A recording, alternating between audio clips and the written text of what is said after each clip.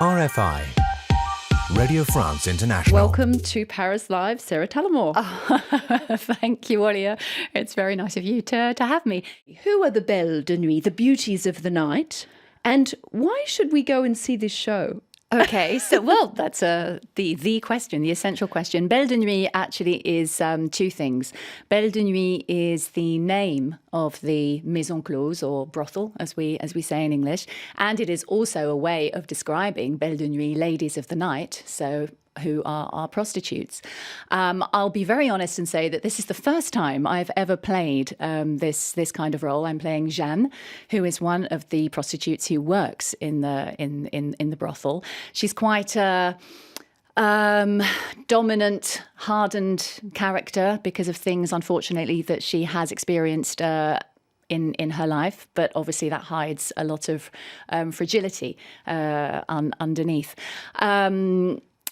And so the story talks about these three. There are three Belles de Nuit in the maison close, in the brothel. It is run by Yvonne, who is the lady who organises their daily routine, shall we say. And there is a man about the house called Amédée, and it is what it is. They function as a unit on a daily basis, and then there are two things that happen to shake up their destiny. The first is a law that is passed just after the war, because the action in this show takes place in 1946. And it is a law called La Loi Marthe Richard. Marthe Richard, at the time, was a politician, but I have done a bit of research. She's a bit of a shady character with a lot of intrigue surrounding her, and she was instrumental in closing down the brothels. So you can imagine that from one day to the next, the lives of these women is completely turned upside down. What's going to happen to them? Where they're going to go? They're going to be turned out onto the streets. And the thing is that there is a big parallel between what happens in 1946 and also, I think, between today's society. So one thing that has really come out of the audience reactions is just the debate that it actually elicits from the audience when they come out of the show, talking about the situation, the ramifications that law had. I'll be very honest and say that before I started rehearsing for this show, I didn't know about the law that was passed by Marthe Richard, so I started reading up about it. And it makes you think about the effects that had on women at the time, and also maybe the effects that it still has on women today. So it's a very current debate. The second thing that happens in the show to shake things up is that there is a shady man from Yvonne's past who basically comes back and claims the brothel, even though she has been working in it all these years, because he says, I was the one who gave you this brothel, and now I'm taking it back, and I'm going to sell it, and I'm going to turf you all out onto the street, because that's where the future lies. So the two strands actually are tied in together, and it really does pose the question about whether this was a good thing, this law, and the effects that it still has on women today, and particularly, with violence to women. Now, the thing is that when I say that, it sounds like it's all quite serious. It is serious, but it's done in a way that is very touching. It's very moving. It's not vulgar at all. And personally, it's a joy for me to perform. There's singing and dancing, but real theatre to get the point of the story across. And I think it is an important message to get across, particularly in this day and age. How did you prepare for the role of Jeanne? Well, I will be very honest and say that I wasn't supposed to play this role at all. It was quite a turn up for the books, because I think a lot of people listening might remember that back in January, unfortunately, there was a very big gas explosion in Paris, in the Rue de Trévise, which is where the theatre is. And basically one half of the street was completely destroyed. And even now, a lot of the apartments are still boarded up. The bakery where the explosion happened is completely gutted. Some people who lived in that part of the street haven't actually been able to go back in. So it was a very serious explosion. And unfortunately, the facade of the theatre was damaged. So all the productions that were supposed to start in January of this year had to be postponed. And started at the end of March. We started at the beginning of April, actually. So there was one actress who was supposed to do the show who wasn't available anymore. So to cut a long story short, I heard about it, I auditioned, and I got the role. But I'll be honest, to answer to your question, as I've never played this specific kind of role before, I did think to myself, how would I go about it? How do you go about playing a woman who is a prostitute, who is quite hardened by life, who's actually, she's hiding behind this mask that she's given herself. She's quite hardened, she's quite dominant, but deep down she's very wounded by things that have happened to her earlier on in life. And I think from an acting point of view, that the only way you can do that is it's not to pretend to be that person, but it's just to say, how would I do it if that really were me? So it does make you think about a lot of things. And I worked with the director, who is also one of the part of the creative team. Belle de Nuit is written by Bénédicte Charpiat and Jonathan Kerr. Bénédicte plays Yvonne in the show, and John plays the villain Momo. But Bénédicte wrote the script, and John wrote the music and the words, and he's the director. So obviously they are the creators of the show. They know. So I've worked a lot with them, and they've given me the backstory on the characters, given me a lot of indications as to how I should play the character. But of course, I thought about it too.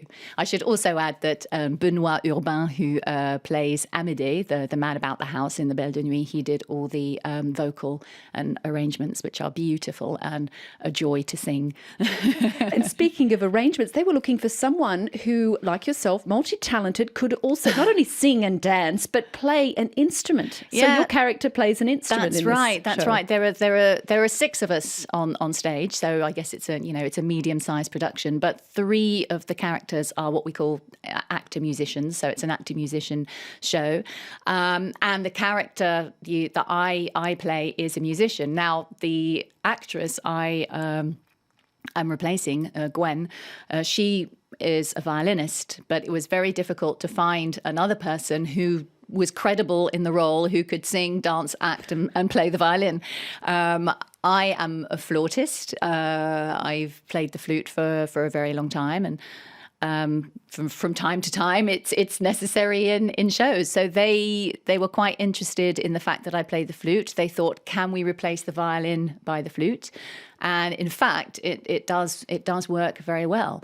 For me, it was also a bit of a challenge from that point of view, because I'm more of a classical flautist, whereas the music in this show, it's more musical theatre with a bit of cabaret and jazz thrown in. There weren't necessarily, the flute parts weren't necessarily written, but it was very interesting for me to listen to the music and see what came on the flute.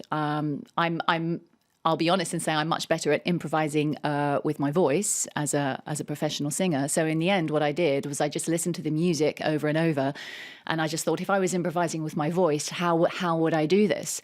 So all kinds of things started coming to me, and then I transposed that in a way to the flute, and I am quite happy with the result. But it was an interesting way of working. quite an interesting process. Yes, Yeah. and working in French as well, because you're a native English speaker, but your Yes. French is obviously it's bilingual level. But it Yes. must have been a challenge for you to slip into that role of a French-speaking woman. You're very right, especially because in recent times I've been working a lot more in English. I have done a lot of work in French on the stage here in Paris, but yes, recently it's been in English. So I'll be honest and say that I was suddenly I realised I was a bit nervous about about performing in French again. I mean, not that I couldn't do it, but I just suddenly had a slight apprehension. So this time I probably took even more care over the script, really going through it, trying to get it in. It might sound strange, but getting it in my body, getting it in my mouth, because as you know, the sounds of English and French are not at all the same. You know, from a linguistic point of view, your mouth works in a different way. So I really had to get it basically in my muscles, you know, to make me feel comfortable with it. Also, because the action takes place in 1946, I think Benedict has done a very good job here, because she has used a lot of vocabulary or expressions from that time to make the script very authentic and credible. So I had to make sure I was getting the intonation right. So I would like to say that I'm never one who thinks that she can do everything on her own. So I did call a good friend of mine, a French actress called Céline Mauge, who I thank here because she came around and, you know, she helped me with the script and gave me, even though I think I probably had a very good base, she just gave me a few extra pointers to make my accent more credible. And I have to say, a few people have said, "Oh, Sarah, we can't hear any accent when you're doing the show." So that, I mean, not that I take anything for granted, but because I always go through the script every single day before I go on stage. But I think, oh, you know, that work obviously was worth it. So yes, exciting to be back in French again. Yeah. And now coming back to the English language performances, yes. One of the things that you've been working on recently and that's had a great success is your own personal one-woman show, London, Paris, Rome, yes. Which has taken you around the world actually, and maybe even you will continue to travel with this show. Yeah, I'd like to. I mean, yes. I mean, for a show that started off as an idea on the back of an envelope in a TGV train a few years ago, it has, you know, gone places. I've been, in a way, the title of the show has been self-prophesying because, you know, for something called London, Paris, Rome.